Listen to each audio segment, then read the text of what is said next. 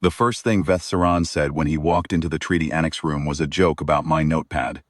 He said it in Vethrani, upper register, tonal cluster that means something between antique and adorable. To his aide, Kelverath covered his jaw plates with one hand and made the low percussive sound that passes for laughter among the Vethrani coastal families. Neither of them looked at me directly. That was part of the joke. The human in the corner, with his stylus and his handwritten phonetic columns, wasn't worth a direct look. He was furniture that took notes.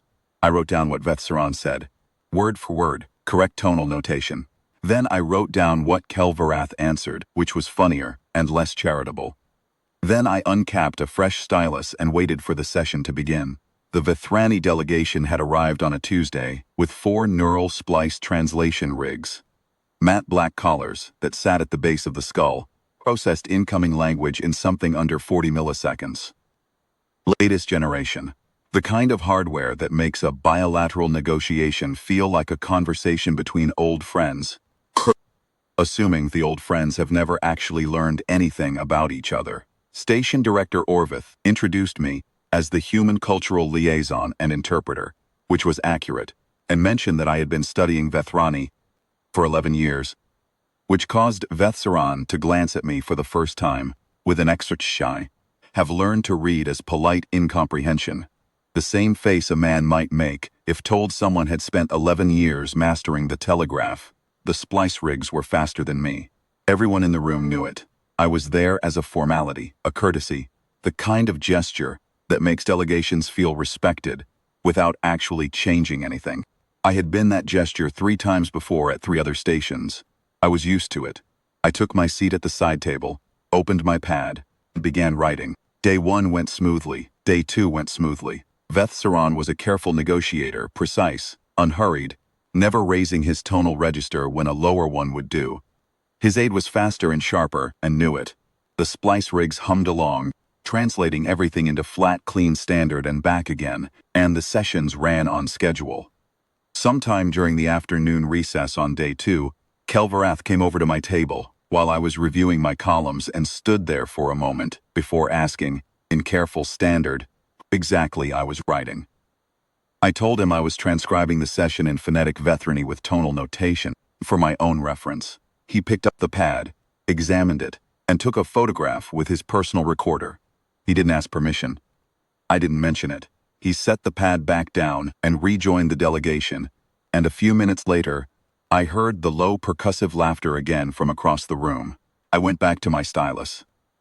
That evening in my quarters I reviewed the day's notes and flagged something small. The splice units had rendered Chief Negotiator Vethsaran's preferred honorific, a tonal cluster that carries the implication of binding personal authority as a standard diplomatic title with no such weight.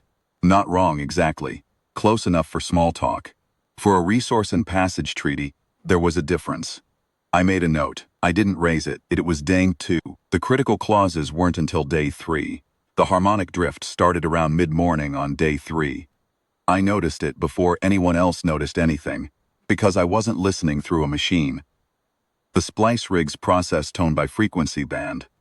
They are extraordinarily accurate within a calibrated range, and the Vethrani tonal system sits at the upper edge of that range. When the units began to drift, they drifted up. Not much. Half a register. In casual speech, it would have meant nothing. In a legal tonal language, where half a register is the difference between partnership agreement and provisional jurisdiction claim, it was not nothing. I wrote it down. I calculated the drift rate. I looked at the clock and the session schedule. The binding clause reading was 40 minutes away. I considered raising my hand and saying something. I considered it for approximately 4 seconds. Then I thought about what Kelverath's face had looked like when he photographed my notepad. I thought about 11 years of Vethrani tonal study and 3 previous stations where I had been furniture. And then I thought about what the binding clause would sound like through a half-register drift, and what it would mean, and what would happen if it got signed that way. I raised my hand. Station Director Orvith looked at me with an expression that suggested this was regular. I said in standard that I wanted to flag a potential calibration issue with the splice units before we moved to the binding clauses. I said it quietly. Vethsaran was watching me from across the table with an expression I hadn't seen from him before. Not contempt exactly, the near cousin of it. The technical officer checked the rigs. He announced they were operating within normal parameters. I said I understood, and that I'd like to note my concern in the session record, and that I would be listening carefully to the clause reading. Orvith wrote something down. Vethsaran said something to Kelvarath in Vethrani that I wrote down also. It was not flattering. The lead Vethrani council began reading the binding clause at 14:7. By the third line I knew, the drift had pushed the critical tonal cluster, the one that carries mutual and conditional access to designated transit corridors, fully into the upper register. In the upper register, the same cluster means cession of primary resource authority to the requesting party pending arbitration. It is not a subtle difference. It is the difference between a trade route and a land grab. The splice units rendered both versions as partnership access provisions. The humans in the room heard partnership access provisions. The Vethrani delegates, also run through their own rigs, also drifted, heard what the units gave them, which was a confirmation of what they'd said. I raised one finger. The room stopped. I said in Vethrani, low register, tonal cluster for a procedural pause, correctly voiced. With permission, I will repeat the clause. There was a silence that had a particular texture to it. Vethsaran had gone very still. I read the clause back in the intended register first. The Vethrani Council had meant to say what the treaty was designed to convey, mutual and conditional transit access, no more. Then, I read it back in the delivered register. What the drifted units had actually produced. What the room had heard. Any Vethrani legal scholar reviewing a recording of this session would have found binding. I did not editorialize. I did not explain. I read them both, and then I looked at Vethsaran and asked, in his own dialect, correct tonal weight if he would like me to continue. Vethsaran said nothing for a long moment. His aide said nothing.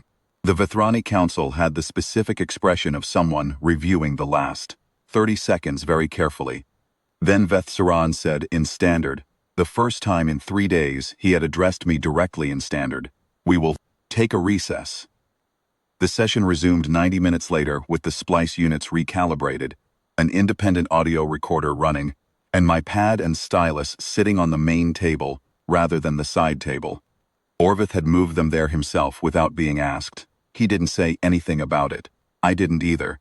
Vethsaran did not make another joke. He ran the afternoon session without looking at my equipment at all, which was, in its way, the most respectful thing he'd done all week. The treaty was signed at 1740, mutual and conditional transit access, no more. Kelvarath came over afterward while I was capping my final stylus. He stood there a moment in the same way he had on day 2, but without the recorder this time. He asked how long I had been studying Vethrani. 11 years, I told him. He looked at the pad. He looked at me. He made a small sound that was not quite the percussive laughter from before, quieter and without the joke in it. Then he walked away. I wrote that down too.